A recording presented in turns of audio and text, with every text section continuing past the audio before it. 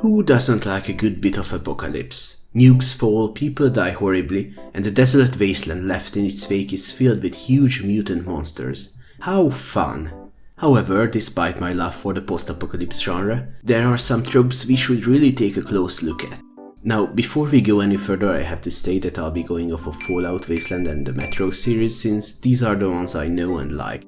I am aware there are a lot more, but they either don't quite fit the bill, I don't remember them, I don't know them that well, or simply don't care.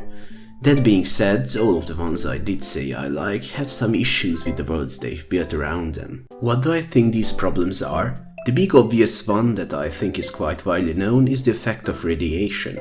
While this is not my main point, let me elaborate it a bit.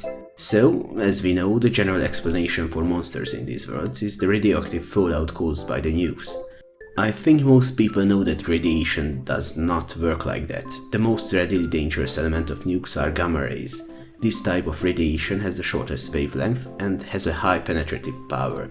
As it passes through a living organism, it damages it at a cellular level, even breaking DNA. Where the problem emerges from is the fact that it, as well as alpha or beta radiation upon ingestion, can cause mutations. What this doesn't mean though is growing claws, fangs, tentacles or a larger body. These mutations usually manifest in the form of cancer due to its DNA damaging effect.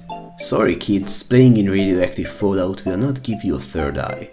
However, I do think that this is a widely known inconsistency between fiction and reality, and it can actually be accepted. It's simply how radiation works in those universes.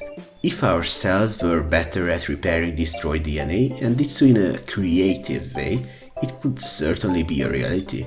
Additionally, these large beasts are often the result of secret government experiments unrelated to the effects of our doomsday. But as I said, this is not my main caveat with post-apocalyptic settings. There are two notable issues I take with such worlds.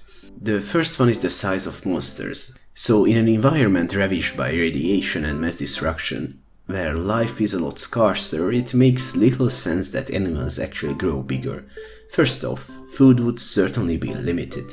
With a reduced supply, animals that have a smaller size and therefore lower needs would be at a tremendous advantage, whereas large lumbering beasts would hardly find enough foliage or meat. This would not be unlike the effect natural extinction events had on biodiversity, destroying the larger ruling clades, with the more resilient and smaller species surviving and later taking over the niches left open by the extinction.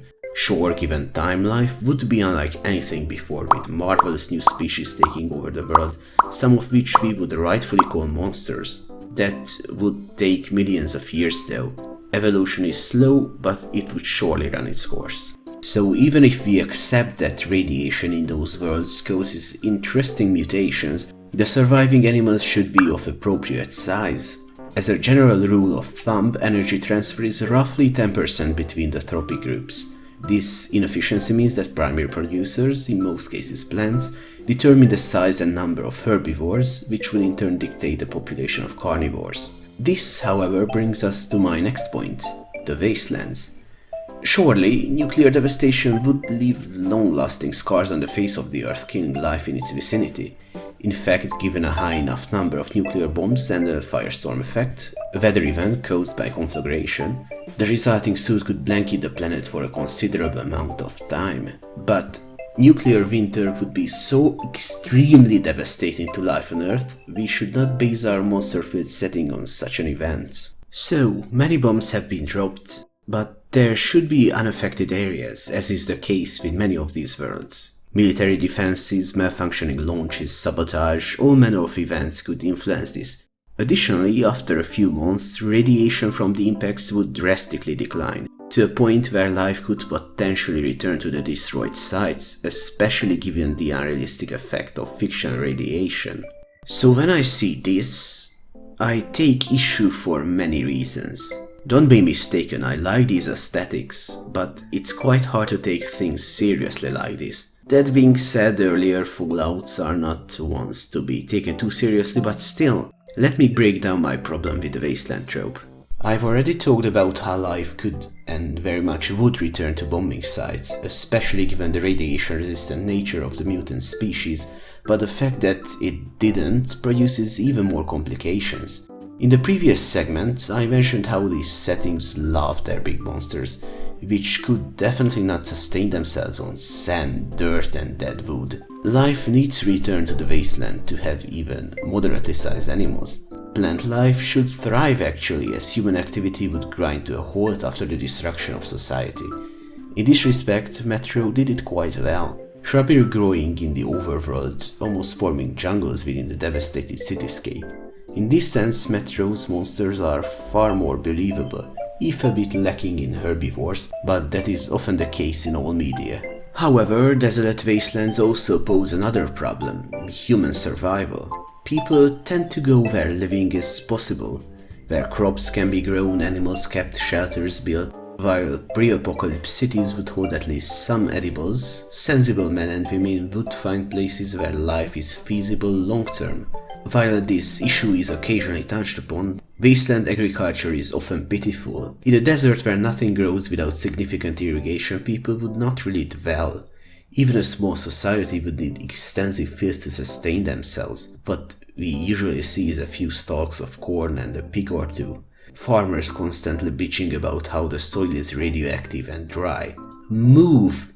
Or rather, they should not have to, as agriculture would not be much more difficult than it was for our ancestors. Apart from heavily polluted sites, large farms should be possible to establish. Famine should not be a perpetual part of life, as that would mean a heavily declining population. This is an especially huge problem for the premise of Metro. Without plants, there would be no primary producers. Without primary producers, the overall energy in the tunnels would be in a constant, sharp decline, with everyone dying within a few years at best. It seems like I end up here in every video of the series, but mushrooms are not primary producers. They also consume organic matter, so they are a poor substitute. Tunnel dwelling is only an option, either with exorbitant amounts of stored up rations or extensive lighting systems, growing crops under artificial light. Now, during all this discussion, I did not mention the setting of Wasteland 3. Well, that's not good either. We can see evergreen forests all over the place, but Colorado is said to be under perpetual winter conditions for quite some time. Even evergreen plants need thawing to happen to survive. Plus, there aren't really crops you could grow under a constant cover of snow. Humans don't need to inhabit all regions of the post-apocalypse. In fact, they wouldn't, as survival is paramount in this case, and moving to a region with more favorable conditions would be what most people do.